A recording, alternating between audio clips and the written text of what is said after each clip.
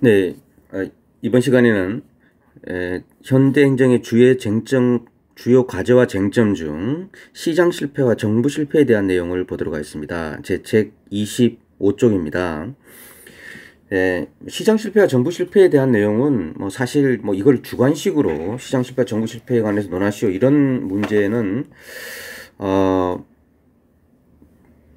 아마 행정고시 같은 데 나오지 않겠고요. 공사 시험 문제에서는 나올 수 있겠죠. 또는 일반식 주관식 시험 문제는 나올 수 있다고 봅니다. 그러나 사실 더 많이 나올 수 있는 것들 하나는 객관식이죠. 시험 문제를 내기가 굉장히 쉽고요. 그리고 또 기본적으로 시장 실패와 정부 실패에 대한 이해를 하고 있는 것은 아주 행정학을 공부한 학생에게는 하나의 상식이라고 볼 수 있겠습니다. 이걸 꼭 시험을 준비해서라기보다는 시장 실패와 정부 실패에 대한 강의를 한번 해보도록 하겠습니다. 이 시장 실패와 정부 실패의 논의는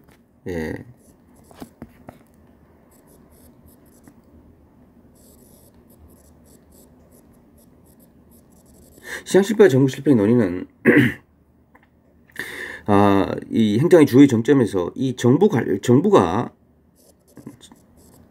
이 피라미드 정부가 과연 이 문제에 개입하겠다. 정부가 개입하게 되면 정부가 좀 더 커 나가게 되죠. 그죠? 정부가 커 나게 되면 여기가 정부 실패일 가능성이 발생할 수가 있지 않느냐는 거죠. 그렇다고 정부가 이렇게 축소하면 여기가 시장의 영역이 된다면 시장 실패에 나올 수 있다는 겁니다. 그렇다면 뭘 해야 됩니까? 그래서 가장 적절한 영역이 뭔지 선택하는 문제가 필요하다는 게 이 정부 실패와 시장 실패 논의의 결론입니다. 그렇다면 우리 여기의 논의의 핵심은 뭐겠죠?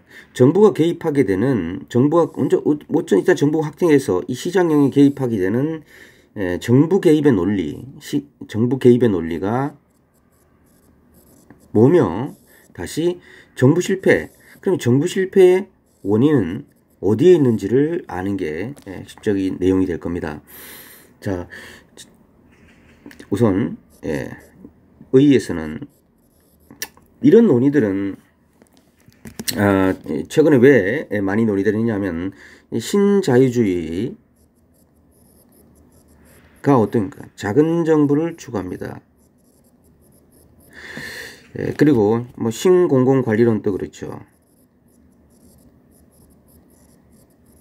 근데 과연 이런 것들이 팽배해 있었는데 이런 작은 정부를 추구하는 것이 나온 이유는 뭐죠? 사실은 정부 실패를 해결하기 위해서 나왔습니다. 정부 실패를 해결한 사조와 하나의 이건 신자유주의는 사조라고 할 수 있겠고요. 신공공관리는 행정의 하나의 어떤 방법, 이론이라고 할 수 있겠죠. 이러한 것들이 사실은 정부 실패를 해결하기 위해서 해결자로 등장했는데 어떤 문제를 낳게 되냐면 다시 시장 실패의 문제점을 낳게 되는 단점이 발생했다는 거죠. 그럼 과연 정부 실패, 시장 실패의 황금률이 무엇이냐는 거에 대해서 알아보자. 이게 의의고요. 두 번째, 일단 정부의 개입의 논리입니다. 정부가 왜 개입해야 되는데 개입의 논리는 크게 두 가지죠. 첫째는 시장 실패가 발생되기 때문이고 두 번째는 소득 재분배의 문제입니다. 사실 이 문제는 다른 주관식 문제는 크게 쓰지 않아도 괜찮을 수준에 살짝만 언급하면 더 괜찮을 겁니다. 아마 답안에서는. 자, 첫째 시장 실패. 자, 시장 실패 먼저 개념을 볼까요? 개념. 시장 실패 개념이 뭐냐? 시장 실패 개념은 간단합니다. 파레토 효율을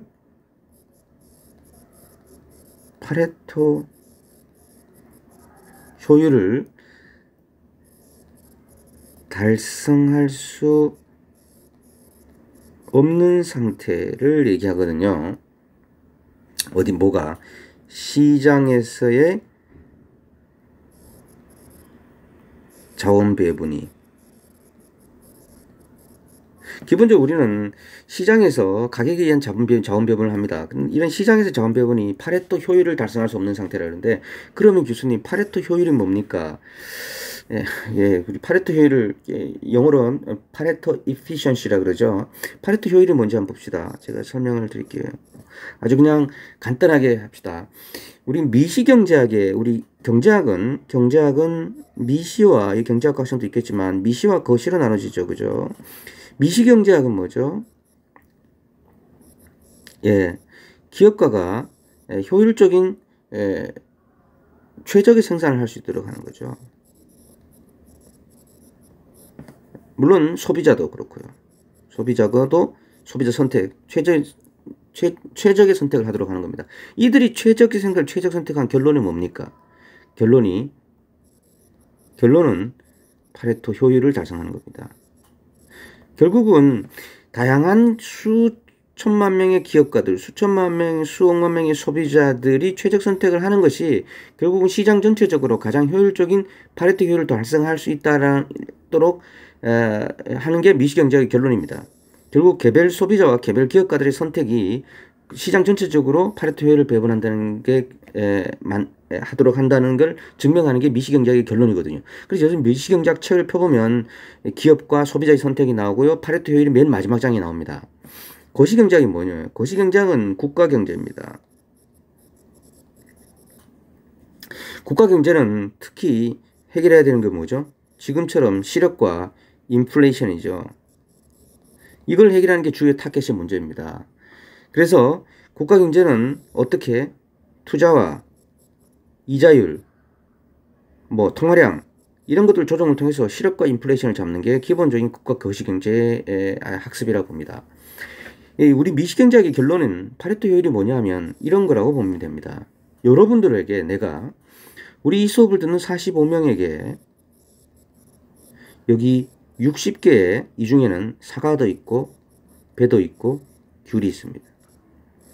각각 몇 개씩인지 제가 잘 모르겠습니다만 갖고 왔어요. 총 60개예요. 이걸 여러분들 45명이 각각의 가격을 정합니다. 사과 하나, 배 하나 가져갈 때 얼마 이렇게 어떻든 이 가격이 다 정해져 있습니다. 그러면 여러분들이 45명이 각자가 원하는 게 있을 거라면 나는 귤 2개를 원한다.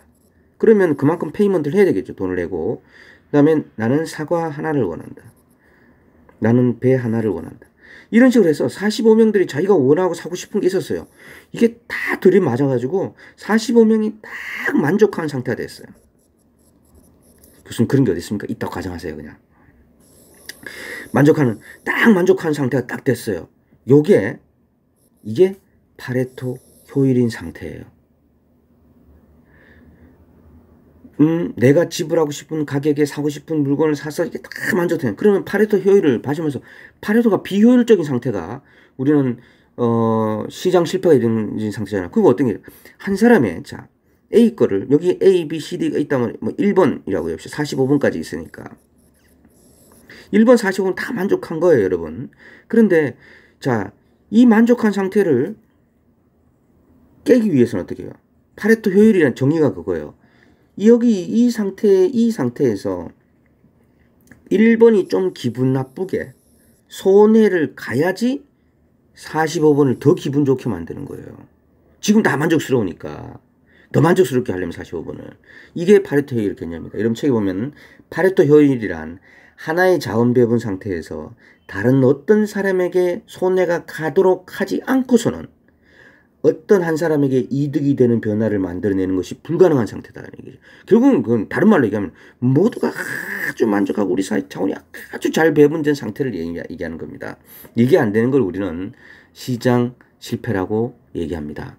자, 그럼 그런 상태를 그냥 경제학적인 개념이라고 하니까 생각하시면 됩니다. 읽어보고 제가 책에 25쪽에 아래에 있는 파레토 효율의 상태를 한번 책을 읽어보고 그 내용이 뭔지를 그냥 제 말을 읽고 이해하시면 충분히 이해하시게 될 겁니다. 모두가 만족하는 상태입니다. 다른 말로 얘기하자면. 자, 두 번째, 이 공공재가 이 시장 실패를 이끌어 나가죠. 공공재는 크게 두 가지로 나눠서 얘기하죠. 하나는 비배제성이죠. 다른 하나는 비경합성입니다. 비배제성이랑 배제할 수 없는 거예요. 누가 오는 거를.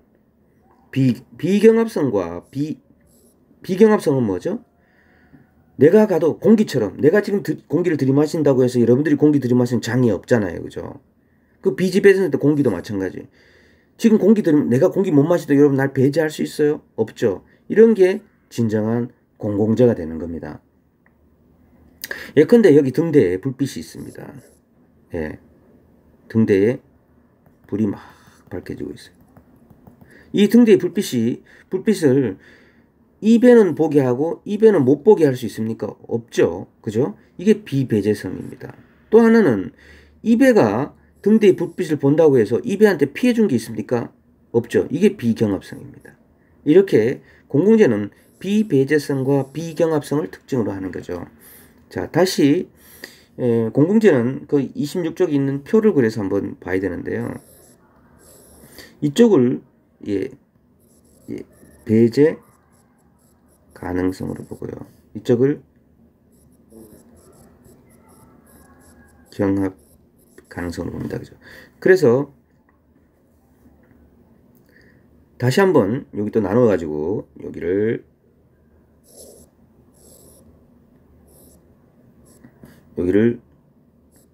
배제 가능, 여기 배제 불가능, 여기는 뭐죠? 경합 가능, 경합 불가능. 자, 경합도 안 되고 배제도 안 되는 건 바로 이 영역. 이 영역을 우리는 순수 공공재라고 합니다. 그리고 또는 집합재라고 그러죠. 자, 시험에 만약에 여기에 대해서 묻는다면 되게 쉬워요. 뭐 등대, 국방, 뭐 이런 것들이에요. 되게 쉬워요. 공기, 뭐 이런 거예요. 너무 쉽단 말이죠. 근데 사실은 그리고 여기는 또 되게 쉬워요. 여기는 뭐요? 순수 민간재예요. 뭐 있어요? 이런 사람은 라면, 뭐 빵 이런 거죠. 여기도 별로 관심 가질 필요 없어요. 우리가 진짜 관심 가져야 되는 요 두 개입니다. 이 두 건데. 여기는 뭐죠? 이런 걸 우리는 공유재라 그러고요. 여기 있는 걸 우리는 요금제라고 합니다. 이런 게 케이블 TV 이런 것들이 있고요. 여기는 공원, 출근길, 도로 이런 것들이 있는데 또 요 두 개를 합쳐가지고 우리는 또 뭐라고 그러냐면은 이런 것들을 우리는 준공공재 또는 혼합재라고 합니다. 자, 여기 각각이 뭐 있는지 꼭 알아보시고요. 이거 중요합니다. 각각에 이런 거는 꼭 알아두시고 객관식 준비하시는 분들 알아두시고 뭐 주관식 준비하는 학생들 과연 뭐 얼마나 필요할지는 잘 모르겠습니다. 뭐 개략적으로만 알아두면 되지 않을까 싶어요. 자, 객관식 준비하는 학생들은요, 요거 사진 찍어야 됩니다. 머릿속에. 제 책에 있는 26쪽을 머릿속에 사진을 찍어 놓고 해야지, 내가 시험 보러 가서 알겠다 이렇게 생각하지 마시고, 딱 사진을 찍어 놓고 사례까지도 암기하고 가야 됩니다. 그 전날 딱 보고요. 행정학 전체에서 외워야 될 부분은 많지 않다고 봅니다. 행정학 공부하는 학생들은 외워야 될 부분이 되게 많다고 보는데 저는 별로 없다고 생각해요. 외워야 될 부분이, 요 부분은 외고 가시기 바랍니다. 제 경험상, 시험장에 가서 이걸 보다 보면 엄청 헷갈려요. 또 한 가지 말씀드리고 싶은 것은 제 책은 배제가 위에 와 있고요. 경합이 왼쪽에 와 있는데 어떤 시험 문제에서 만약에 이게 이쪽으로 오고 이게 이쪽으로 오면 이 두 개가 또 공공재와 이 또 두 개 바뀌거든요. 이 두 개가. 예, 이 두 개 순서가 바뀌게 된다면 이런 거에 대해서 헷갈리지 마시기 바랍니다. 아시겠죠, 여러분? 예, 되게 혼동되는 문제가 있을 수 있기 때문에 제가 우려스러워서 드리는 말씀입니다. 예, 그런 데에 대해서 현혹되지 마시기 바랍니다. 자, 다음 이 27쪽에 있는 이 공공재를 얘기하면서 공유의 비극을 설명하지 않을 수 없겠죠. 그 박스 안에 공유의 비극을 이 하딘이라는 학자가 얘기한 건데요. 뭐 오래됐습니다. 1968년도. 그녀는 하딘은 이 공유의 비극을 굉장히 유명한 행정학인데요. 어떤 마을에 목초지가 있었습니다. 이런 산 밑에 마을에 많은 사람이 살았는데 여기 공유 목초지가 있었어요. 한 사람이 여기다가 뭐랄까요? 염소? 양을 기릅니다. 양을 사육합니다. 그러니까 이 집도 양을 사육해. 이 집도 양을 사육. 이 집도 양을 사육. 결국 공유 목초지에 풀이 없어지게 됩니다. 그래서 양이 모두 떠나게 됩니다. 이런 게 이제 공유의 비극이라는 거죠. 공유제를 효율적으로 하려면 이 개인들은 적절한 수준 이상의 공유제를 사용하는 걸 자제해야 되는데 그러지 않는다는 거죠. 개인들은 이게 고갈될 때까지 사용하게 된다는 거죠. 이게 공유의 비극이라는 게 이 하딘이 얘기한 겁니다. 그 책을 꼭 알아두시고 뭐 상식이에요. 여기서 하딘도 알아둬야 되고 공유의 비극도 알아둬야 되고 하딘의 공유의 비극은 아주 상식적인 이야기로 여러분 행정학에서 알고 계셔야 됩니다. 세 번째는 외부성에 대한 외부성. 외부성은 뭐라 그러죠? 우리가 이거를 뭐 고등학교 다 배웠습니다. 이걸 또 외부 효과라 그러잖아요. 그죠? 뭐죠? 고등학교 때 배울 때 과수원과 양봉업자.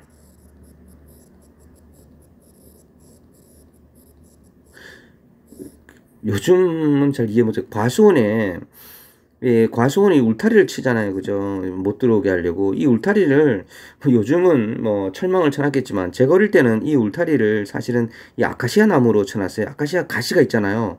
그래서 이쪽으로 못 들어가게, 저 같은 어린애들이 사과를 못 훔쳐먹게 이렇게, 아카시아 나무를 해놨어요. 그러니까 양봉업자가 이 아카시아 나무에,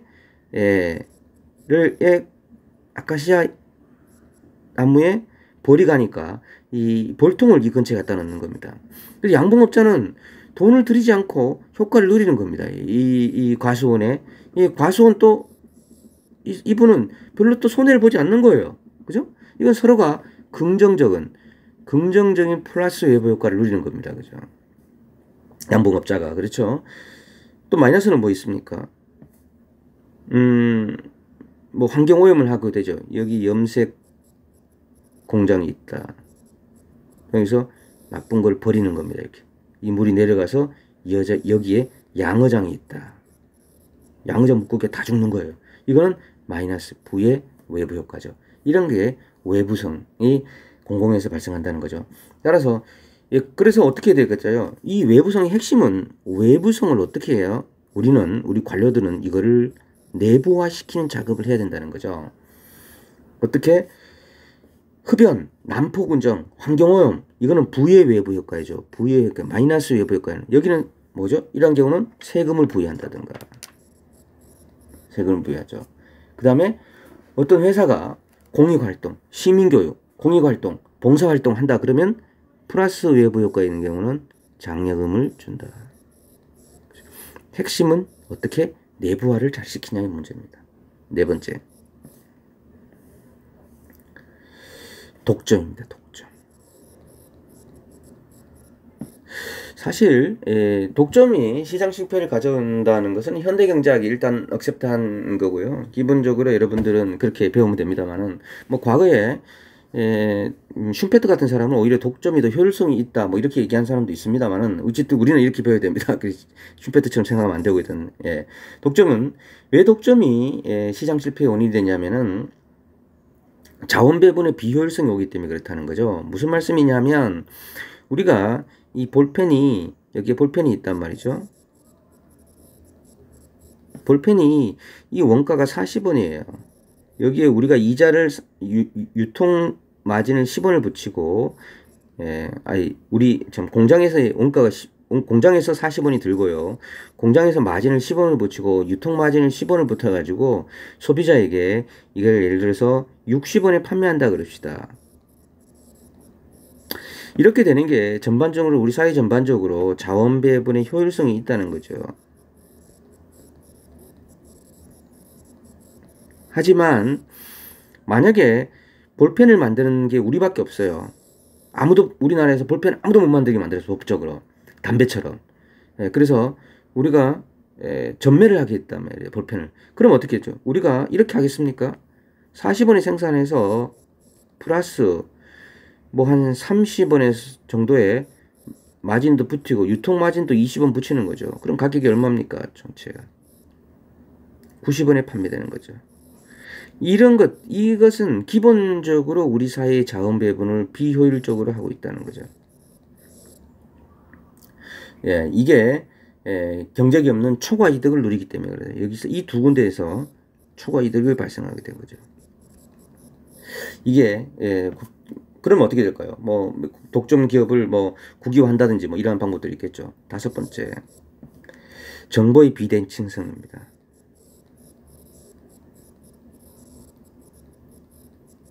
굉장히 중요한데요. 예. 정보의 비대칭성은 크게 두 가지로 나눠집니다. 하나는 역선택, 하나는 도덕적 해이. 도덕적 해이를 먼저 설명하면 이게 숨겨진 행동입니다.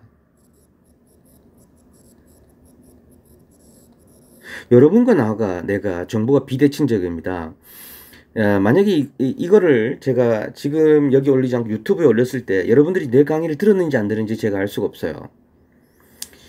그죠? 그래서 여러분들은 안 듣고도 듣고도 얘기할 수 있다는 거죠. 그게 숨겨진 행동입니다. 그래서 도덕적 해이를 막기 위해서 어떤 장치를 취하는 거죠. 저도 매주 시험을 본다든지 뭐 주차 시험을 봐서 주석을 체크한다든지 그랬었습니다. 이게 도덕적 해이에 대한 문제의 해결이에요. 또 여러 가지가 있겠죠. 또 도덕적 해이의 사례가 많아요. 어떤 게 있을까요, 여러분? 내가 자동차 보험을 가입했다고 운전을 소홀히 한다든지, 안전운전을 소홀히 한다든지, 내 핸드폰을 도난보험에 가입했다고 해서 소지품 관리를 소홀히 한다든지, 뭐 이런 게 있겠죠. 이런 거에 대해서 뭐 벌점 제도라든지, 뭐, 그죠? 그래서 사실은, 내가 자동차 보험에 가입했다고 해서 소홀히 하게 되면 내가 굉장히 큰 손해를 보게 되죠. 뭐 그렇게 만드는 이런 게 도덕적 해이고요. 역선택은 뭐냐면은 이 숨겨진 특성이에요. 다시 말해서 이거는 도덕적 해이가 숨겨진 행동이 발생한다면 숨겨진 특성이 나타나는 거예요. 이 상품의 질의 문제와 관계되는 겁니다. 상품의 질 때문에 이런 거죠. 우리가 중고차 시장에 갑니다. 에크로프라는 사람이 설명을 했는데 최초로 이 이론을 만들어냈는데 이것도 그랬죠. 우리가 중고차 시장에 갑니다. 실제로 중고차 시장에 가서 내가 사실 1,000만 원을 들고 와요. 엄마가 1,000만 원 주셔서 차를 사러 가는데 그러면 딜러가 여기 1,000만 원짜리 아반떼 있습니다. 이거 사시죠. 좋습니다. 이렇게 얘기하면 여러분 뭐라 그래요? 나는 이 1,000만 원짜리 이 아반떼에 대해서 이 차에 대해서 딜러는 정확한 정보를 가지고 있어요. 나는 2,000만 원짜리 정보가 없어요. 2,000만 원 차에 대해서. 그래서 나는 일단은 먼저 후려치죠. 그거 800만 원이 어떻겠습니까? 이렇게 깝니다. 이렇게 가격을. 그러면 그죠? 당연하죠. 다 그렇잖아요. 왜? 여기에 대한 정보가 나는 부족하기 때문에 그렇습니다. 그럼 딜러는 다음에 딜러의 생각에 기본적으로 이게 1,000만 원짜리면 얼마나 1,200에 부르고 800만 원짜리면 1,000만 원에 부른다는 것도 있겠죠. 이런 식으로 하게 되면 이 시장에 모여드는 차들은 좋은 차들이 잘 안 온다는 거죠. 왜? 여기 사람들은 이 수요자는 뭐냐? 수요자는 딜러가 아니고 벤더. 수요자는 여기에 대한 정보가 부족하고 있기 때문에 가격을 낮춰서 사게 되고 여기서는 더 올리기 사게 되고 이렇게 하게 되면서 중고차 시장에 남은 차들은 전부 레몬카, 이거를 품질이 나쁜 중고차만 남아있을 가능성이 있다. 그래서 이런 거를 특성, 질이 낮는 것들만 남아있다. 이래서 정보의 비대칭성에 의한 역선택이라고 볼 수 있겠습니다. 자, 역선택 알아두시죠. 정보의 비대칭성은 역선택과 도덕적 해입니다. 자, 그 다음 소득 재분배가 있을 수 있겠고요.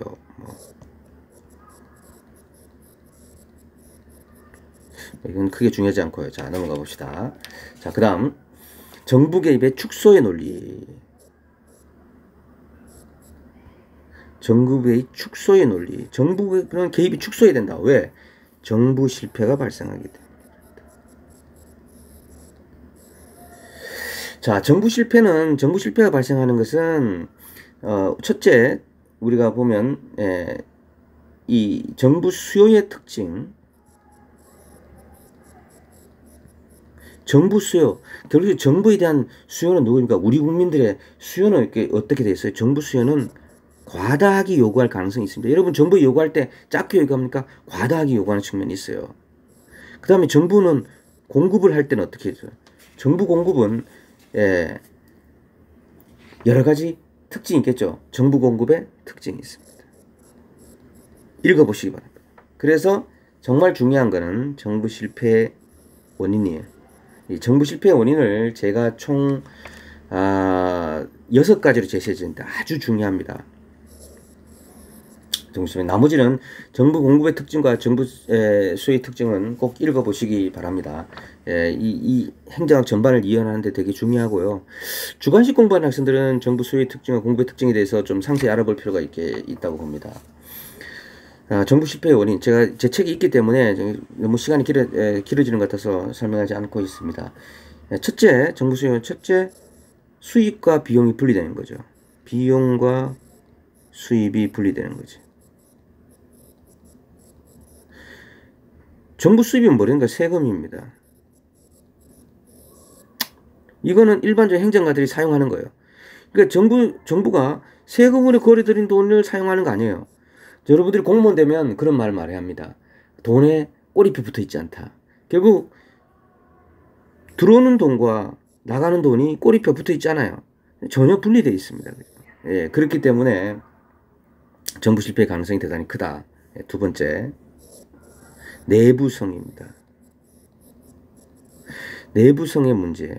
이거는 여러분 내부성의 문제 주의하는 게 이게 내부 효과라는 죄송합니다.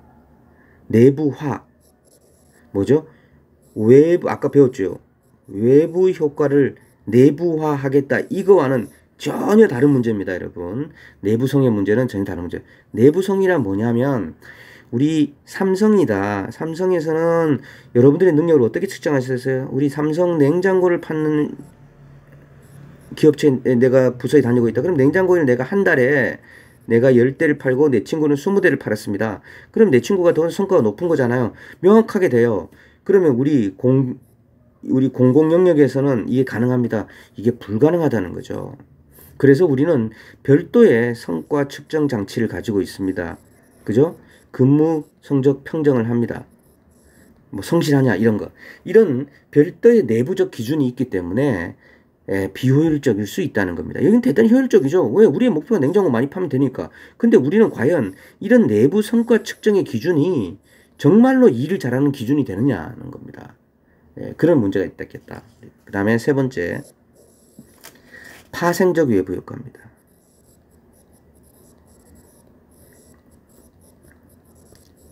자, 행정은 정말 항상 파생적 외부 효과가 발생해요. 이게 일종의 풍선 효과예요.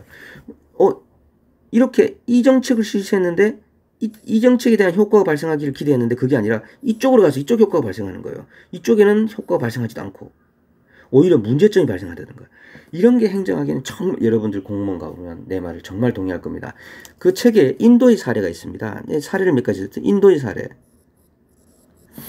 뱀이 너무 출몰하는 겁니다. 이 뱀이 사실 인도에서는 코브라였어요. 제가 책에는 뱀이라고 적어놨는데 코브라예요. 이 독사라고 적어놨는데 코브라가 영국인들이 인도를 지배할 때 코브라가 너무 많은 거예요. 그래서 이게 물리는 경우도 있고 영국 관료 입장에서는 이 코브라가 문제야. 그래서 코브라를 잡아오면 예를 들어서 지금 우리 돈으로 뭐 얘기합시다. 우리 돈으로 1만 원을 주겠다 그랬어요. 그때 사람들이 코브라를 막 잡아오는 거예요. 자꾸. 어떻게 해요? 코브라를 키우는 겁니다.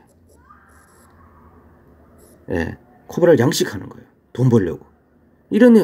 그래서 코브라를 줄이기 위해서 정부 정책이 전혀 효과를 발생하지 못해요. 또 어떤 사례가 있냐면 베트남에서는요. 이 쥐꼬리 사건이 있죠.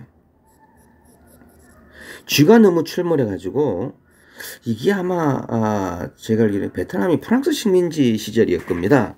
명확하게 기억이 나지 않는데 그래서 또 쥐를 잡자. 쥐를 잡아오면 돈을 주겠다는데 쥐를 잡아오면 쥐를 막 쌓이잖아요. 너무 많잖아요. 그래서 쥐꼬리를 가지고 오면은 쥐를 잡은 걸로 해서 이제 돈을 주는 거예요. 그 쥐꼬리는 많이 잡아와서 일단 늘어요. 근데 실질적으로는 쥐 문제는 줄어들지 않는 겁니다. 어떻게 해요? 사람들이 쥐꼬리만 자르고 쥐를 또 살려주는 거예요. 왜냐하면 또 잡아서 돈을 벌어야 되니까. 근데 이런 사건이 발생했던 거. 또 마오쩌둥이 여러분 모태똥이죠. 마오쩌둥이 무슨 일이 있었냐면 참새 박멸운동을 했어요. 여러분들 아마 이 사진을 많이 봤을 겁니다. 이 어린 애가 이렇게 그 새총으로 참새를 잡는 거. 이게 왜 참새를 박멸? 이 참새가 우리 곡식들을 너무 먹고 이 농사를 망친다는 거죠. 그래서 참새 박멸 운동을 했는데, 그래서 참새를 잡았어요. 참새를 잡았는데 결국 어떻게 돼요? 참새를 박멸해 버리니까 어떤 현상이 발생했습니까? 메뚜기가 하도 많아서 아직 농사를 망치는 겁니다. 그래서 결국 나중에 어떻게 했냐면요. 실제로 있어요. 1958년부터 3년간 이 3천만 명의 중국 사람이 굶어 죽습니다.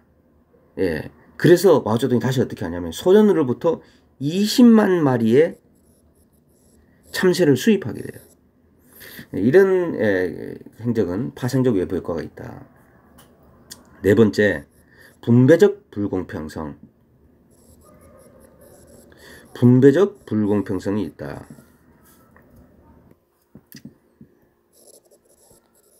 자, 이 책을 읽어보시기 바랍니다.